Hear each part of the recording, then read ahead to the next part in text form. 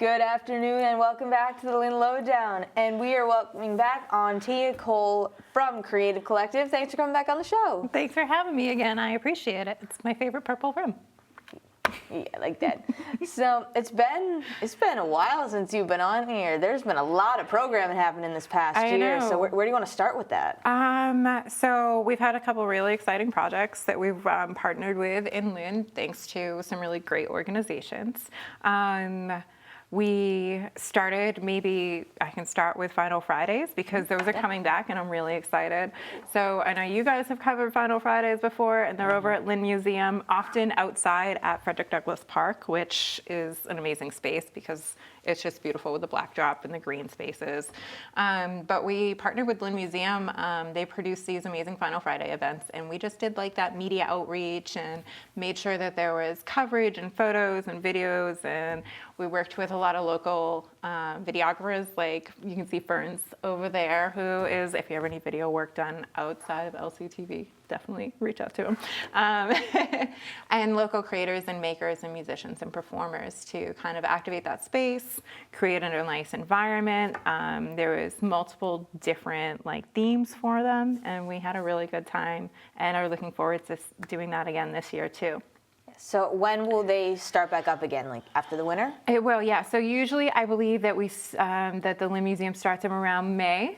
I know they already have their list of what the themes are going to be. Janaya Spencer is actually the program manager for it, the project manager. So I love her like young, vibrant like energy that she puts into everything that she does. Yeah, so she's great. Having her be in charge of like setting up the programming for it is really great, and we're looking forward to seeing what graphics she comes up with this year and really getting that out to the whole areas. Last time we even had like the Mass Tourism Office came and visited one of the vendor market nights where there was like a beer tasting and stuff like that. So looking forward to that again. You're reaching out again. And the other thing that you did, I think it was the second year it's done it, is Lynn Side Out. That was last summer. Yeah, Lynn Side Out is, what's cool about it is Mayor Nicholson's office, you know, they really wanted to, when the administration came together after being elected, they said like, we want to make City Hall more accessible because we know that people don't necessarily feel like they can come and approach us, like we're unapproachable. And we know that part of that is being in this gorgeous, big institutional building. So by kind of literally taking it to the streets, the administration has been able to like connect with the residents a lot better. And they ask us to kind of help produce the events. So we utilize a lot of the local talent that we know, all the performers. We reach out to the local businesses to be able to support them. And they all generally are really excited to be able to hop on the stage or sell out continuously with their food because the food always sells out. So it's been really successful. And I think that the thing that impresses me the most is if you're like in the city and you go to city events, you always see the same people all the time, depending on like the type. The Lynn Side Out events were just like so many different like pockets of community came out to come and see what was going on.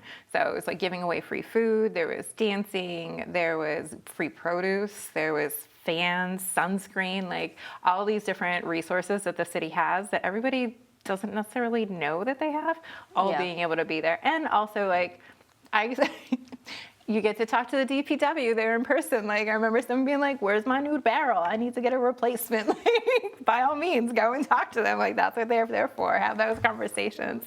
And it was just a great experience. It's always a lot of fun. And I think it's like a yearly thing. So we'll see, they'll probably do it again this year. And we hope to be able to be there to help make those connections for the city.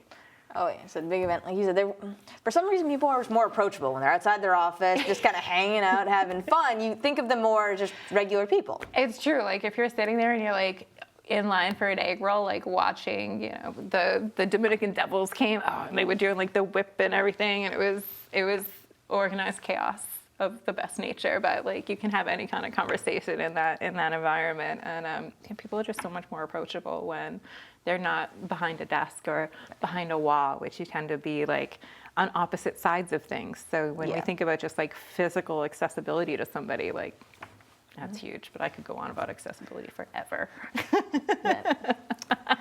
That is one of your main 3 points for the Creative Collective is equity, inclusion, and accessibility. So there you go. Yeah, so as a collective, we do a lot of events and stuff like that, and we do a lot of marketing. I always try and call it storytelling. I prefer storytelling over marketing because we found that a lot of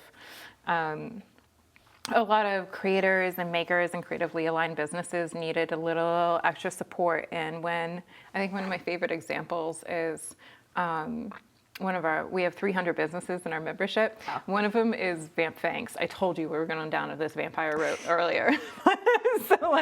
So when a company comes in and says, hey, we're going to open a brick and mortar store on Main Street that sells custom vampire fangs, they don't necessarily know exactly where they're going to fit in for business support. There.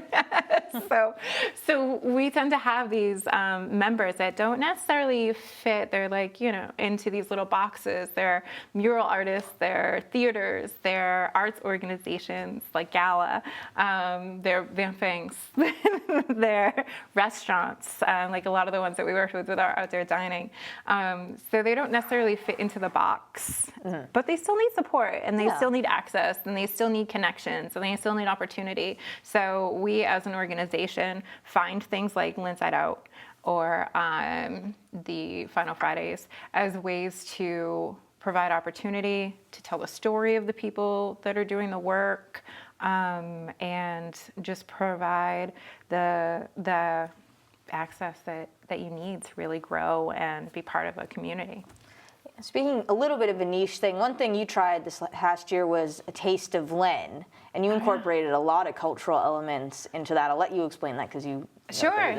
So we're very grateful to work with Lucretia from our arts and culture planner in the city of Lynn, asked to help create a new website for the Downtown Lynn Cultural District, and then promote it, do that storytelling piece.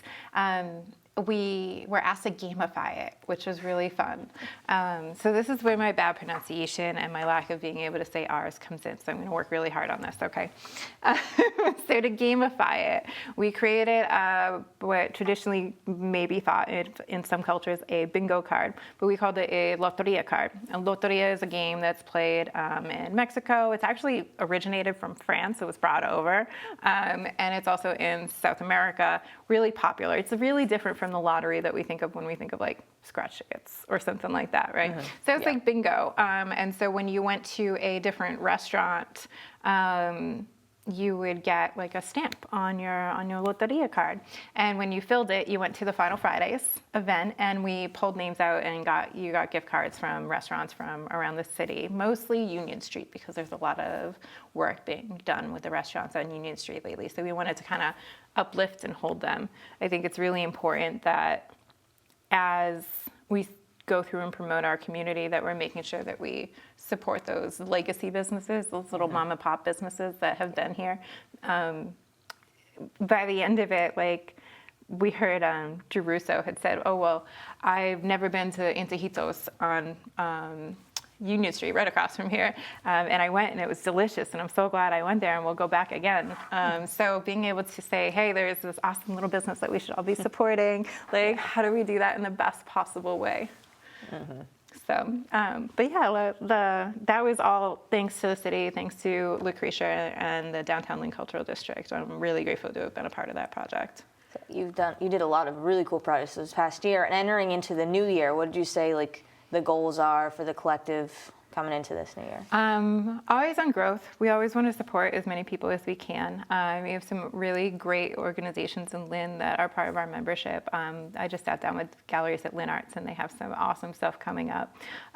So if anyone's ever interested in how to be better supported as a creator or a creatively aligned business, definitely reach out to us, and we can help make those connections and help support you through grant opportunities and other things. And we have some work that's coming down the pipe with some other cities on trying to do that placekeeping of downtowns and how to engage the community and the businesses to work together and foster this like place of belonging. And one last question before I wrap it up. You have 2 different Instagram handles on here, and you explained to me the difference between them, but do you want to clarify for me? Sure. So we are the Creative Collective, right? So we support businesses and creators. And we do that kind of like business to business communication, like, here's a way to do your marketing properly, or if you want to do your own marketing, or here's someone like, for instance, that you can hire to do some videography, which is great and super helpful for businesses. Right now, our current marketing campaign is we have an end of year report that we just did. So all of that's being pushed out. You can find that all at Creative Collective MA on Instagram, Facebook, TikTok, all the things. Even Twitter, but we don't use it. But the Creative North Shore is kind of like what we put out there for the people who just like to see the art. So that has all the information of like art classes that you can go to. It has like shows that are coming up. It has auditions that you can check out. It also mostly has like, one of our big things is we really, really believe that to do your job well, our job well, we have to show up. Like, you got to show face to wherever you're going. Like, see him here showing face. But so we do a lot of like live coverage of events. It could be like music in the coffee shop to like markets that have a whole bunch of vendors, like that kind of thing. So you'll find all that really fun, engaging stuff on Creative North Shore, and all like the businessy stuff on Creative Collective MA. That makes a lot of sense. And you said one day you're coming on here, showing face, telling people about it. Awesome. Well, thanks for having me. Great. Of course, anytime. And I'm Danny Vittori. This has been the Lynn Lowdown, and we'll see you next week with more guests.